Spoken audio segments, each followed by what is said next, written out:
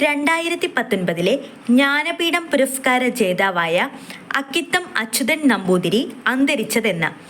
2020 October 15. 2020 October 15-നാണ് 2019 Jnanpith പുരസ്കാര ജേതാവായ അക്കിത്തം അച്യുതൻ നമ്പൂതിരി അന്തരിച്ചത്. ഏഴാച്ചേരി രാമചന്ദ്രന് വയലാർ അവാർഡ് നേടിക്കൊടുത്ത കവിതാ സമാഹാരം ഒരു വെർജീനിയൻ വെയിൽക്കാലം. ഏഴാച്ചേരി രാമചന്ദ്രന് വയലാർ അവാർഡ് നേടിക്കൊടുത്ത കവിതാ സമാഹാരം ഒരു വെർജീനിയൻ വെയിൽക്കാലം.